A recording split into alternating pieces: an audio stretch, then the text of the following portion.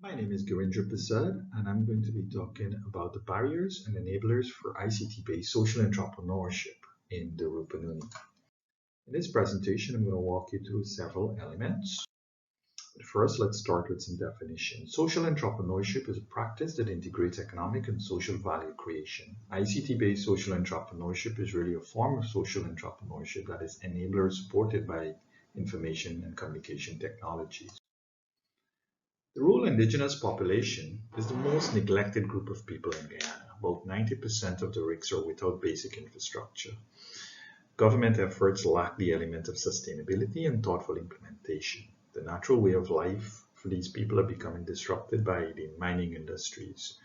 Traditional hunting grounds and land used for farming are severely affected, and as a result, many communities have become disintegrated. Unemployment rate is high in the RICs. Pollution, new diseases have been introduced to the people, tales of teenage pregnancy, drug or alcohol abuse. The bottom line is we are rapidly losing our natural gardens of our rainforests, and some sort of corrective methods or action need to be taken. How do we fix the problem? Is it fixable? The people have been practicing conservation and protection of the environment for hundreds of years. The people are talented, hardworking, and there are potentials in the region for ecotourism, agriculture, manufacturing, arts, and craft. Both tribes, the Wupushiana and the Mukusi communities, have registered successes in business in the past. An example here is the Sorama Eco Lodge, the picture depicted. It's an eco lodge that was set up in 2010. It's owned and run by the people, and it's a social enterprise that is very successful. Social entrepreneurship have had successes in many parts of the world: Iran, India, Africa, China. But there are many barriers and enablers to this phenomenon. As a result, that's the purpose of my study. Using transformative worldview with convergent mixed method approaches, this research will investigate the barriers and enablers for ICT-based social entrepreneurship in the rural indigenous communities in the Rupununi regions of Guyana. Driving the activities for this research, its main question is what are the enablers and barriers for ICT-based social entrepreneurship in the RICs? And with that, I have seven supplemental research questions. One, to what extent do members of the RICs possess the character and cultural traits for social entrepreneurship? How strong are the intentions for social entrepreneurship in the RICs? How aligned are government policies and development in the Rupununi regions to the ecosystem requirements for ICT-based social entrepreneurship in the RICs? To what extent are the current transportation and other public infrastructure adequate for social entrepreneurship in the RICs? To what extent are the current technology penetration in the RICs adequate for ICT-based social entrepreneurship? Does the population possess an adequate level of education for ICT-based social entrepreneurship? And finally, to what extent are the curricula in secondary schools and business education in Guyana encourage social entrepreneurship in RICs?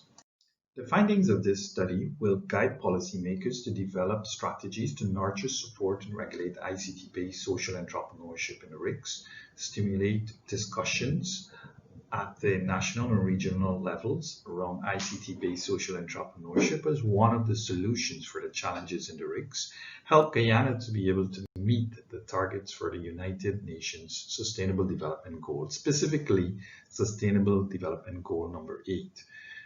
4. Fill the existing population and knowledge gap in the literature on ICT-based social entrepreneurship in the Rupununi region of Guyana. 25% of my literature focuses on ICT-based social entrepreneurship, documenting success stories in China, Africa, Iran, India, and some parts in Central America. In the barriers and enablers for social entrepreneurship, in the literature, I've examined culture and character traits, particularly what is compatible with social entrepreneurship ICT penetration or the digital divide. It's evident in the Rupununi. Public and transportation infrastructure for social entrepreneurship. Government development policies for ICT-based social entrepreneurship. Particularly, many scholars talk about the top-down and the bottom-up approaches to ICT-based social entrepreneurship. Education and social entrepreneurship intention. Scholars have concluded that education, while it's a key factor, it also moderates the barriers to social entrepreneurship.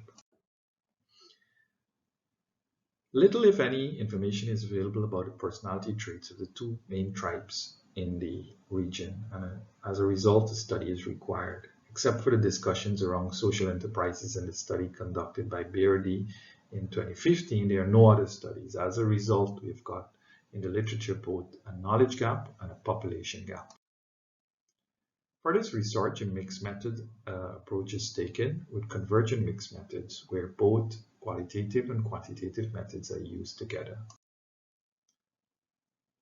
For the qualitative methods, ethnography, interviews and observations as the methods are being used, and the data from this study will provide evidence to answer research question 1 and 2. Document analysis and interviews are also going to be used, and this is going to be used to evaluate government policies and development and the curriculum in secondary schools and business education in Guyana.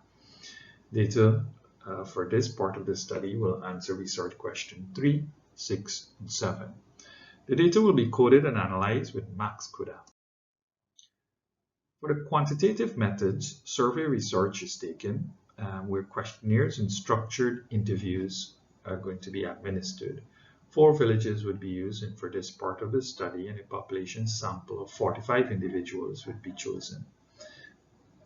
The data is going to be used to assess infrastructure in the RICS, technology penetration, and educational background of the people. Data would be analyzed using SPSS from IBM. The analysis of the quantitative data will provide evidence to answer question number 4 and question number 5. For this research, there are several ethical concerns, but this is going to be the way the protocol is going to be guided by the researcher's experience. As a researcher, I have had over 5 years experience dealing with the population in the RICS. The guidelines provided by the Arizona State University Institutional Review Board and the laws outlined by the Amerindian Act in Guyana. Cost and timeline. The duration of this project is going to be about 8 months, and an estimated cost is about $20,000 US. 75% of that cost goes for logistics, transportation, and accommodation, while 25% is for the researcher's time. These are some of the activities that are going to be executed during the course of the study and how long it's going to take. Through the study, the researcher hopes to find a silver bullet to solve the challenges in the RICS. Leaning on a transformative worldview, he envisions a future where our indigenous population can find employment in their own communities, are encouraged to preserve their cultural heritage and environment, and be able to better contribute to the development of Guyana.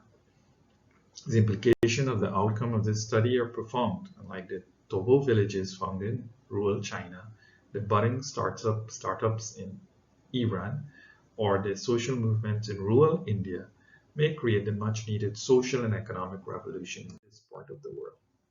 If you have any questions, kindly email them to me, gprasad@asu.edu. Thank you so much for your time, and hope you have also learned something today. Thank you.